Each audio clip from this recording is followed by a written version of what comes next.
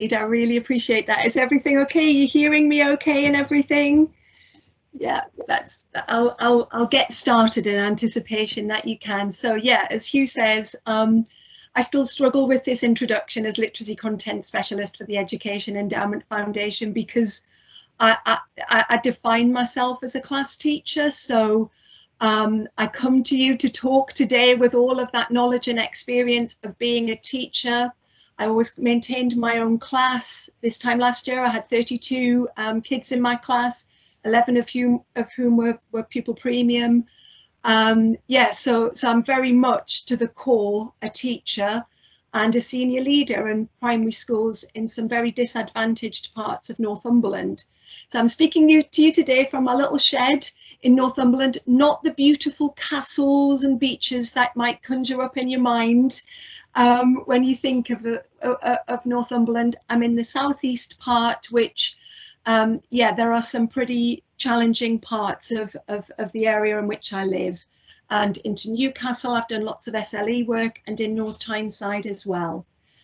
So as Hugh said, I've come to talk to you this afternoon, and please do know that I appreciate how valuable your time is, and I am so hopeful that I'm going to be able to give you value for your time in the time you're spending with me this afternoon. I hope I can pack it in with as much important information.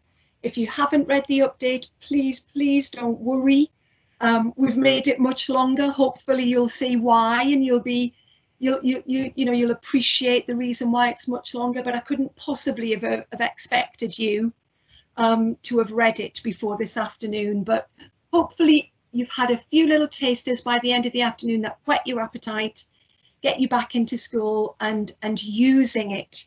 That's what I want. I'm a teacher, and my job now is to wrap my arms around the profession and support in any possible way that I can. And hopefully this guidance report is part of that sort of supportive package that we're putting out to schools to say, you know, what really matters for the children as they come back to us after limited school opening is the great teaching that we provide, and especially our youngest children in year one. That's our, you know, in the early years and in year one, who've had such a difficult and stuttered start to their school time in primary. So bear with me, and I'll try to aim to pack in as much as I can before we go off into our discussion groups. So for those of you who don't know, just let me move this on. That's great. For those of you who don't know, and hopefully, you know, you will have heard of the work of the Education Endowment Foundation, but our mission is that we were set up in 2011.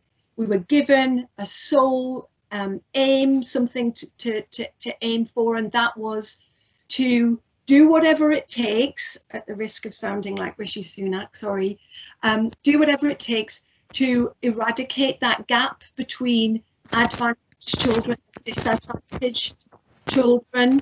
So if we look at this infographic, and actually I've made sure that this is in the update to the guidance report for Key Stage 1. If we look at that, and I know it's really tricky to see because it's in tiny font, but you'll see it when you've got your own copy. It highlights the defining aspects of the childhood of the children who come to us from disadvantaged backgrounds. I think this is really, really important to consider, that the kids we get in our classrooms who struggle to participate in shared activities, to talk through, to interact, to answer questions, to become enthusiastic about books. All of those challenges come from those experiences the children have had as unborn infants and tiny young children. That home literacy environment, or that home environment, has been hugely influential. And I think what's really sobering about this infographic is the final point to it, which is that at the end of their career through school, the children from disadvantaged backgrounds, and we generalize in all of these labels, and I'm not terribly comfortable, but it gives us perhaps ways in which we can address the issues. But there is the potential of a gap of 18.1 months. And what we know, of course, the EEF have worked very, very hard to address that gap. But what we know, of course, is that the partial school closures has really, really affected that gap. And whilst we haven't got anything to tell us in these unprecedented times, in these unique circumstances, exactly how that'll have worked, I think there is some evidence that tells us it obviously hasn't had a positive effect. And I think instinctively, and I'm sure all of you as colleagues would feel that because of the limitations of the home learning environment, we can be pretty confident there's been some real challenges there for our children. So the EEF work is about addressing that gap and supporting teachers to do what we can in our practice to make a difference, to reach those children for whom our great teaching will have the most impact. So what we know, evidence tells us this, that our great teaching is great for everyone, but do you know what? It's doubly great for our most disadvantaged children.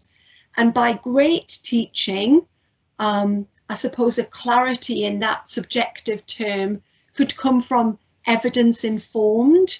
So Hugh's right, I've been teaching for 30 years. Okay, so back in the day, 30 years ago, essentially the teaching, the resources, everything that wrapped around my practice was down to tastes and interests. So I like this or I don't like that.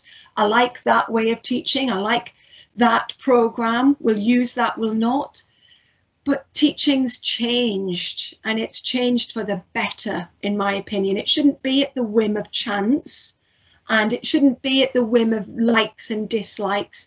It's now evidence informed, and the EEF recognises in its mission that the way we can have the greatest impact is through influencing teachers to use evidence informed strategies. Now, the challenge with that, of course, and I know this, as I say, had 32 kids in my class this time last year, and was also travelling up. I mean, Northumberland's a big county. I had to travel to the top of it 2 days a week to support a school there as well, and all of my other responsibilities and the families I wanted to work with. So actually, I wanted to be evidence informed, but it wasn't always easy. And sometimes there was confusion and challenges. And so what I feel really strongly that this update, when we were deciding on the rationale, what should this update do? It should support our profession. It should provide, and I had a vision in my head, a pathway. There's the evidence, there's my classroom, give me a pathway and some real clarity, something that I can pick up tonight when I'm absolutely shattered, and it's accessible enough and informative enough to really make a difference in my classroom.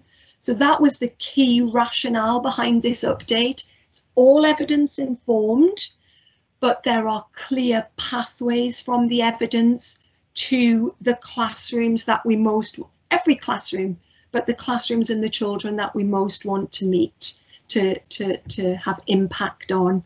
So I'm going to whet your appetite with some of those pathways. And I would just say that my colleague Sarah and I, we co-wrote this together. She's an early years Key Stage 1 practitioner. I'm obviously primary right across with all of those years of experience.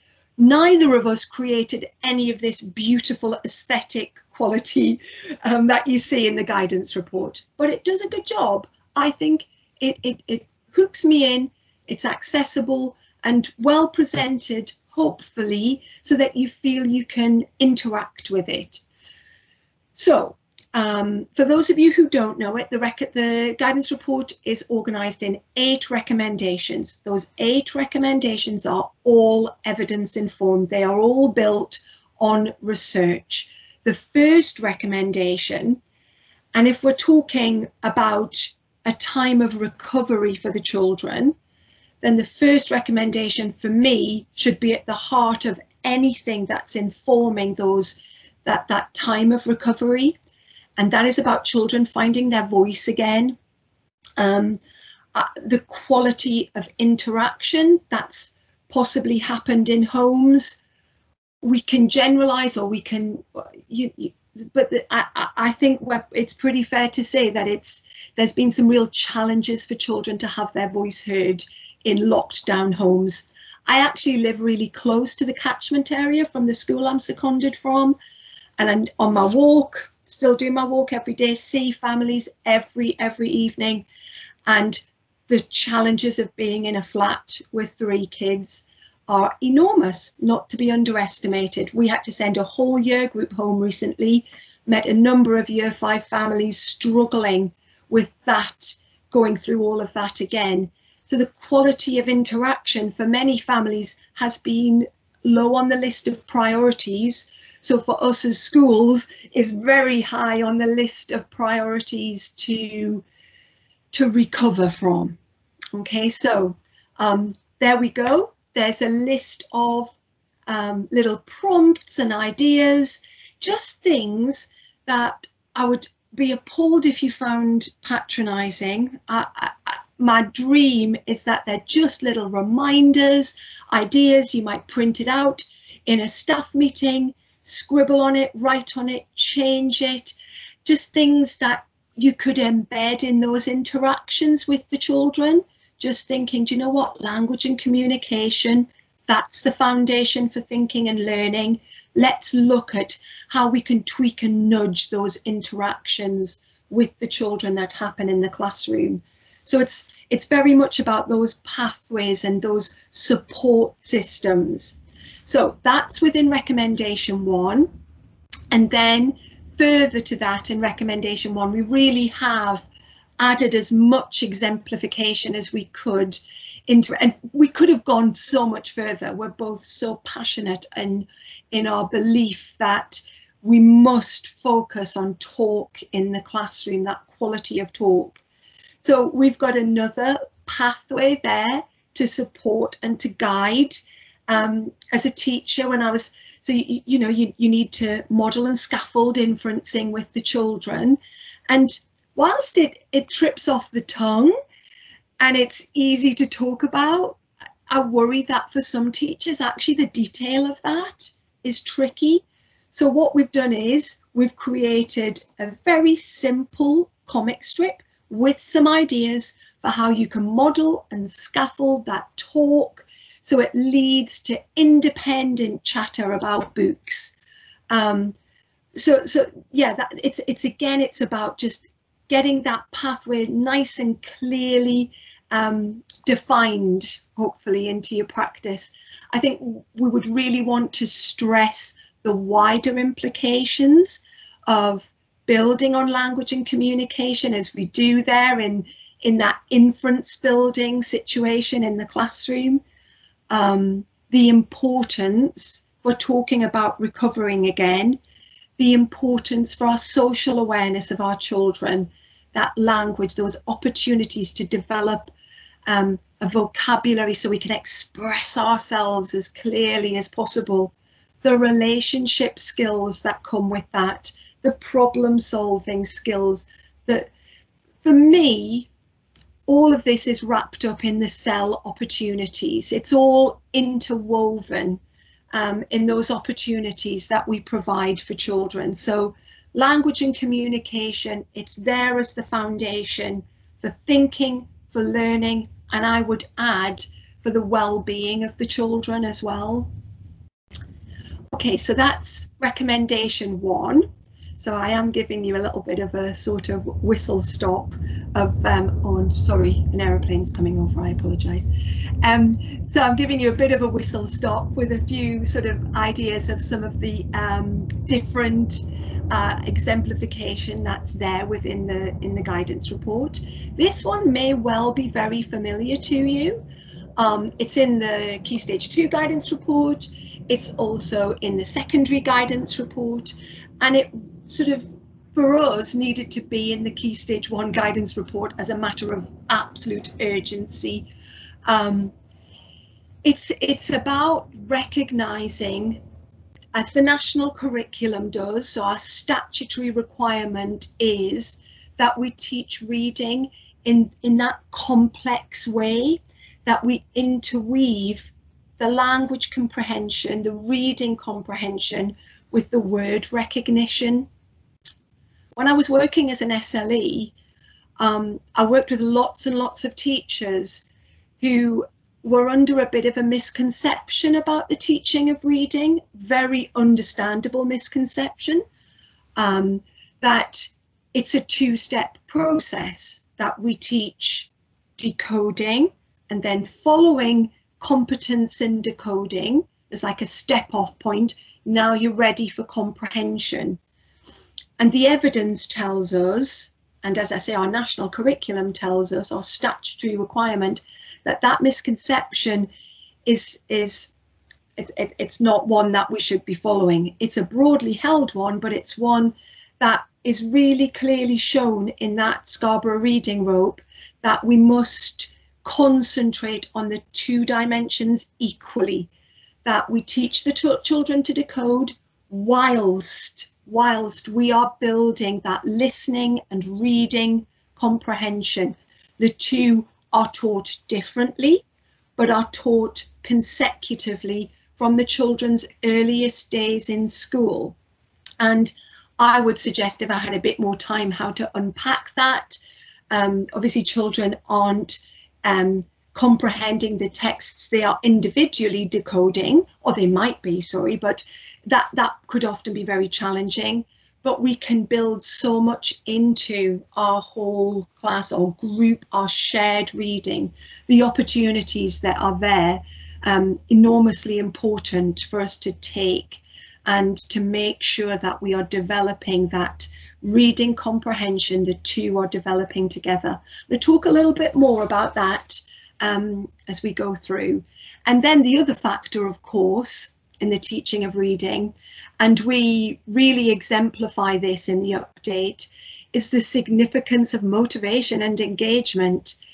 And, you know, very often for our disadvantaged children, we potentially, again, it's generalized terms, which, we very often are the sole source of that motivation engagement.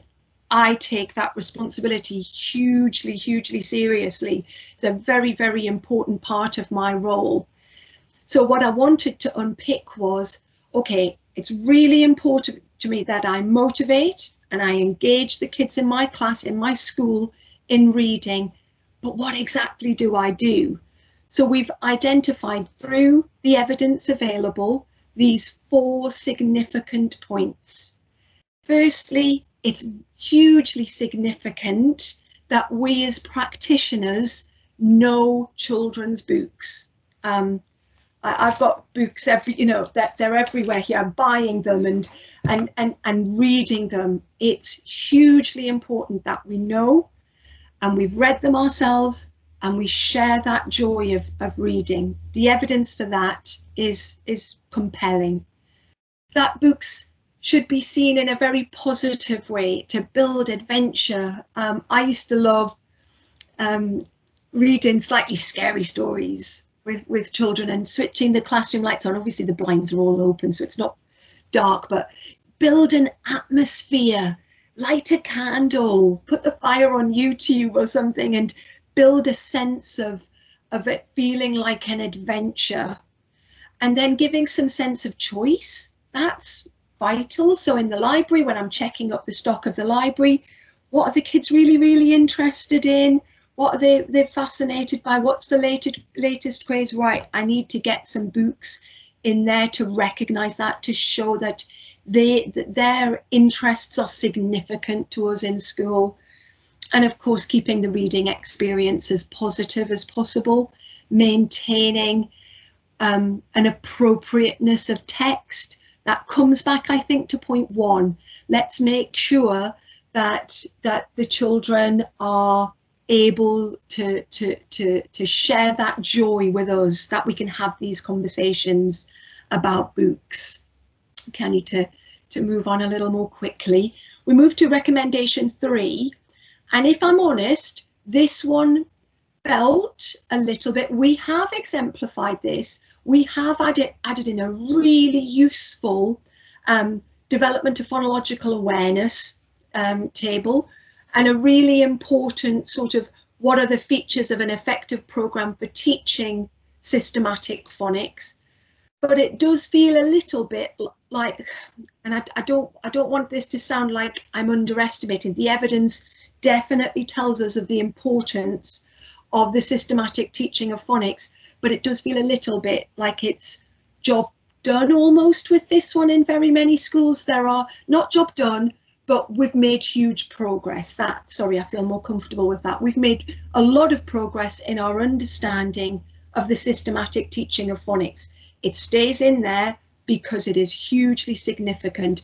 Evidence informs us of that. I'm going to move to recommendation 4 and briefly run through this, what is a strategic reader, just to sort of set you up for the discussion that we're going to have in our discussion group. So bear with me, I just need just a minute more.